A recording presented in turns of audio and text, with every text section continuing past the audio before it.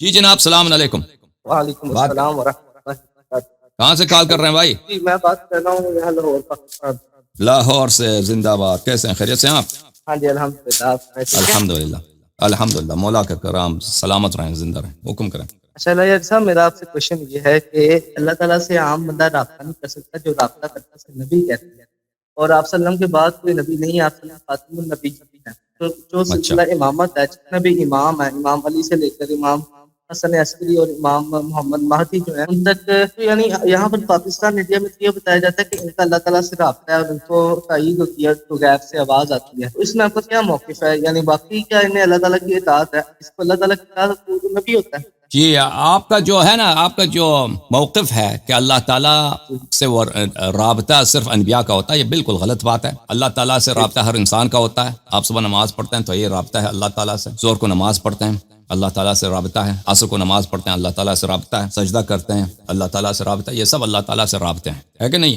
غلط کر رہا ہوں یا صحیح کر رہا ہوں؟ ہاں جی بالکل، میں نے بالکل صحیح کہا. یہ سب اللہ تعالیٰ سے رابطہ ہیں. لیکن اللہ کی جانب سے جو وحی آتا ہے یا تائید آتی ہے، یہ کیا صرف انبیاء علیہ السلام کے لیے مخصوص ہے یا غیر نبی کو بھی مل سکتا ہے؟ اگر غیر نبی کو نہیں مل سکتا اللہ کی جانب سے کوئی پیغام، کوئی بات، کوئی علم، تو پھر اگر ہم ادعا کریں کہ فلان شخص کو اللہ کی جانب سے ایک علم آیا ہے یا پیغام آیا ہے یا اس سے بات ہوئی ہے، کلام آیا ہے اللہ کی جانب سے، وحی آیا ہے، تو پھر تو وہ شخص نبی بن جاتا ہے. لیکن ان دونوں باتوں میں حقیقت کیا ہے؟ کیا غیر انبیاء علیہ السلام کو اللہ تعالیٰ کی جانب سے مل سکتا ہے پیغام، ملائکہ سے ملاقات، کہ اللہ کچھ کہہ دے؟ تو بالکل ہو سکتا ہے. یہ قرآن کریم اس کا واضح ثبوت ہے. ملاحظہ فرمائیے اعوذ باللہ من الشیطان الرجیم، سورہ مریم آیہ نمبر 16، وَاذْكُرْ فِي الْكِتَابِ مَرْيَمَ إِذِ انْتَبَذَتْ مِنْ أَهْلِهَا مَكَانًا شَرْقِيًّا. حضرت مریم علیہ السلام اپنے گھر والوں سے دور چلی گئی، مشرق کی طرف انہوں نے اپنے لیے ایک جگہ بنا لی. فَاتَّخَذَتْ مِن دُونِهِمْ حِجَابًا، اپنے گھر والوں سے اس نے اپنے لیے ایک جھونپڑا بنایا، ایک حجاب، ایک پردہ بنایا. فَأَرْسَلْنَا إِلَيْهَا رُوحَنَا، ہم نے ان کی طرف اپنی روح کو بھیجا،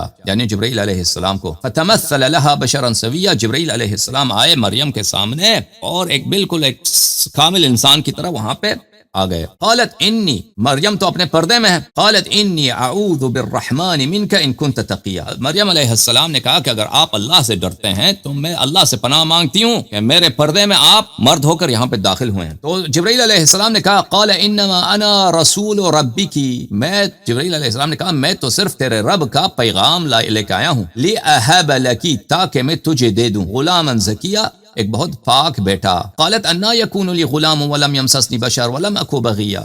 مریم علیہ السلام نے کہا کہ کیسے ہو سکتا ہے کہ اللہ مجھے بیٹا دے دے؟ میں تو باقرہ ہوں، میرا تو کبھی کسی بشر کے ساتھ، بشر نے کبھی کسی انسان نے مجھے ٹچ بھی نہیں کیا. جبرائیل علیہ السلام نے کہا قال کذالک قال ربک هو علی هین، اللہ فرماتا کہ یہ میرے لیے آسان ہے اور میں تیرے بیٹے کو لوگوں کے لیے ایک معجزہ بنا دوں گا. ٹھیک ہے نا؟ پھر حضرت مریم علیہ السلام جاء المخاض، اس کو برتھ کی جو پین ہے، برتھ کا جو درد ہے وہ آ گئی. فناداها من تحتها الا تحزنی قد جعل ربکی تحتک سریا. جبرائیل علیہ السلام پھر آ گئے کہ وہ اکیلے میں بہت خوف کا عالم ہے، ڈر کا عالم ہے. ایک کنواری بچی ہے جناب مریم علیہ السلام. لوگ سب اس کو کیا سمجھتے ہیں؟ لوگ اس کو گناہگار سمجھتے ہیں. یہودی اس کو گناہگار سمجھتے ہیں. کس لیے؟ کیونکہ اس کا شوہر نہیں ہے. وہ تو مسجد میں صرف عبادت کے لیے تھی حضرت مریم، اب وہ پریگننٹ ہو گئی ہے تو لوگ تو غلط باتیں سمجھتے ہیں نا، غلط باتیں کہتے ہیں. تو اس لیے وہ شہر چھوڑ کے باہر چلی گئی. تو اس حالت میں وہ اس کی بچے کی پیدائش ہو رہی ہے، تو بہت اس تنہائی میں ڈر ہے، وہ خوف ہے، اس پیدائش کے وقت درد بھی بہت ہوتا ہے. تو اللہ نے جبرائیل علیہ السلام کو بھیج دیا.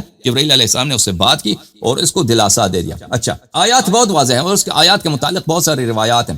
میں آپ کی خدمت میں عرض کروں کہ اس کے علاوہ لوگ جو نبی نہیں تھے ان سے اللہ تعالیٰ نے خطاب کیا. مثلا کتاب تفسیر الطبری میں ملاحظہ فرمائیے، یہاں پہ جلد نمبر 11 میں القول فی تعویلہ تعالی، سورہ مائدہ آیہ نمبر 111، وَإِذْ أَوْحَيْتُ إِلَى الْحَوَارِيِّينَ، اللہ فرماتا ہے میں نے حوارین حضرت عیسیٰ علیہ السلام کے اصحاب کو، ان کو وحی بھیجا، ان آمنوا بی وبرسولی، کہ ایمان لاؤ مجھ میں اور میرے رسول میں. تو حوارین نے کیا کہا؟ قالوا آمنا واشہد بأننا مسلمون. حواریون نے کہا یا اللہ ہم ایمان لاتے ہیں اور تو شاہد رکھ ہم مسلمان ہیں. اور انہی حواریون نے بعد میں غداری بھی کی اور حضرت عیسیٰ علیہ السلام کو ان میں سے کچھ نے قتل کا منصوبہ بنایا، کوشش کی تھی. واختلفت الالفاظ اہل التاویل في قوله تعالى وَإِذْ أَوْحَيْتُ وَإِنْ كَانَتْ مُتَّفِقَةَ الْمَعَانِي. وحی کا کیا مطلب ہے یہاں پر؟ وحی کا مطلب ہے سودی نے کہا ہے قذفت فی قلوبہم، اللہ نے ان کے دلوں میں یہ بات ڈال دی. دوسروں نے کہا الہام کر دی، الہام کر دی، ٹھیک ہے نا. لیکن قرآن یہ سب سودی کی بات ہو یا دوسرے علماء کی بات ہو کہ یہ الہام یا ان کے دل میں ڈال دیا ہے، بہرحال قرآن کا لفظ یہ ہے کہ میں نے وحی کیا ان کی طرف. ظاہر یہی ہے کہ اللہ کی جانب سے وحی آیا. اب واقعاً ان کے دل میں کوئی بات آئی ہے، اس کو قرآن وحی کہہ رہا ہے، اس کی کوئی دلیل نہیں ہے. قرآن کے الفاظ واضح ہیں کہ وحی آیا ہے اس کو. اس کے علاوہ حضرت مریم، حضرت موسیٰ علیہ السلام کی والدہ. بہرحال شیعوں کا عقیدہ یہ ہے کہ ملائکہ ائمہ علیہم الصلوۃ والسلام کے پاس آتے ہیں، تنزل الملائکۃ والروح فیہا باذن ربہم من کل امر. آپ کو پتہ ہے سورہ قدر، سورہ قدر آپ کو پتہ ہے میرے بھائی؟ ہاں، سورہ قدر میں اللہ کیا فرماتا ہے؟ تنزل الملائکۃ والروح فیہا. ملائکہ اور روح ہمارے نزدیک جبرائیل سے بھی ایک بڑا ملک ہے. اچھا، وہ شب قدر کو نازل ہوتے ہیں، نیچے آتے ہیں. تو ہر سال آتے ہیں نہیں آتے ملائکہ؟ جی آتے ہیں. ہاں، کس کے پاس آتے ہیں؟ لوگوں کے پاس تو نہیں آتے. ہاں، کس کے پاس آتے ہیں؟ وہ اللہ تعالیٰ کی طرف سے زمین پر آتے ہیں. کس کے پاس آتے ہیں؟ زمین پہ وہی سے سیر کے لیے آتے ہیں. کوئی بھی ان کا مقصد ہوگا جو اللہ نے دیا ہوگا، لیکن تو فزیکل جو نازل ہوتے ہیں وہ کیا لے کے آتے ہیں؟ کیا لے کے آتے ہیں؟ اللہ کا پیغام. کیا اللہ کا پیغام؟ وہ ایسے ہی لوگوں کے لیے تو نہیں لے کے آتے. کس کے لیے لے کے آتے ہیں؟ اس کے لیے لے کے ائمہ کے لیے. بالکل، ائمہ طاہرین علیہ السلام کے لیے لے کے آتے ہیں. ٹھیک ہے نا. یہ واضح دلیل ہے کہ اس امت میں ایسے افراد ہیں جن پہ ملائکہ نازل ہوتا ہے. قرآن کہہ رہا ہے کہ تنزل الملائکہ، یہ آیت منسوخ تو نہیں ہے. رسول صلی اللہ علیہ وسلم کے بعد بھی ملائکہ نازل ہوتے ہیں. یہ کس کے پاس آتے ہیں؟ یہ کوئی مدرسہ حقانیہ کے مولیوں کے پاس آتے ہیں ملائکہ؟ نہیں. ہاں، اچھا. اور کوئی سوال ہو بھائی، حکم کریں. جی، میں اصل میں کہہ رہا تھا کہ آپ نے جو سورہ مریم کی آیات کی نا، وہ دیکھیں ختم نبوت سے پہلے کا ہے.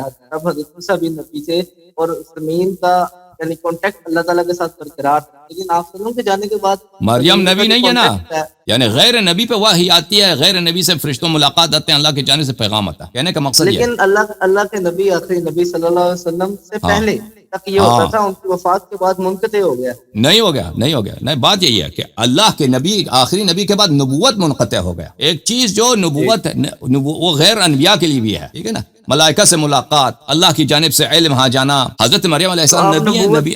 ہاں، اگر نبوت کو ڈیفائن کر دینا. نبوت میں نے ڈیفائن بہت دفعہ کیا، ابھی دوبارہ ڈیفائن کر دوں گا. نبوت سے مراد اگر یہ ہوتا کہ ملائکہ سے ملاقات اللہ کی جانب سے وحی، تو پھر آپ کو کہنا ہوتا کہ حواریین بھی کیا ہیں؟ حواریین بھی نبی ہیں. موسیٰ علیہ السلام کی جو والدہ ہیں وہ بھی نبی ہیں، مریم بھی نبی ہیں. لیکن کوئی یہ نہیں کہتا، کوئی نہیں کہتا کہ یہ نبی ہیں، انبیاء. ٹھیک ہے نا. تو پھر نبوت اگر نبوت اسی کا نام ہے کہ ملائکہ سے ملاقات یا اللہ کی جانب سے وحی کا تلقی، وحی کا قبول کرنا، تو پھر ان کو تم نبی کہہ دو. ان کو کوئی نبی نہیں کہتا. تو پھر پتہ چلا کہ نبوت اس چیز کا نام نہیں ہے. تو نبوت ختم ہوا ہے، لیکن جس چیز کا جو چیز نبوت نہیں ہے اور انبیاء کے لیے مخصوص نہیں ہے، اگر وہ جاری رہے تو اس میں کوئی حرج نہیں. اب نبوت کس چیز کا نام ہے؟ میں نے بار بار کہہ دیا آپ کی خدمت میں. نبوت ایک خطاب ہے اللہ کی جانب سے. یہ نبوت ملائکہ سے ملاقات کا نام نہیں ہے، اللہ کی جانب سے پیغام ملنے کا نام نہیں ہے. نبی کریم صلی اللہ علیہ وسلم کی حدیث ہے بخاری وغیرہ میں کہ میرے امت میں محدثین ہیں. میرے امت میں ایسے لوگ ہیں جو محدث ہیں، ملائکہ ان سے بات کرتے ہیں. ٹھیک ہے. تو یہ ملائکہ سے ملاقات یا ملائکہ سے پیغام لینا، ملائکہ کا مخاطب ہونا، یہ نبوت کا نام نہیں ہے، کیونکہ غیر انبیاء کے لیے بھی ہے. تو پھر نبوت کس چیز کا نام ہے؟ نبوت صرف اسی چیز کا نام ہے عزیزو، کہ اگر اللہ کسی سے کہہ دے کہ تو میرا نبی ہے، وہ نبی ہے. اللہ کسی سے کہہ دے تو میرا رسول ہے، تو وہ اس کا رسول ہے. اللہ کسی سے کہہ دے کہ بعثتک نبیا، میں نے تجھے نبی بنا کر بھیج دیا. اب چاہے اس کا شریعت ہو یا نہ ہو، اپنا کوئی شریعت ہو یا نہ ہو، چاہے وہ اس کی کتاب بھی کوئی ہو یا نہ ہو، چاہے اس کو کہ امت بھی ہو یا نہ ہو، یعنی تبلیغ کا اس کو حکم ہو یا تبلیغ کا حکم نہ ہو، اس سے فرق نہیں پڑتا. یہ اللہ اگر کسی سے کہہ دیا کہ تو میرا نبی ہے، وہ نبی ہے. یہ عہدہ، یہ مقام، یہ خطاب کہ کوئی اس کو یہ ٹائٹل ملے کہ یہ نبی ہے، یہ نبی کریم صلی اللہ علیہ وسلم کے بعد یہ ان کی عظمت کی وجہ سے، ان کے احترام میں، ان کی تعظیم کے لیے یہ ٹائٹل کسی کو نہیں ملنے والی.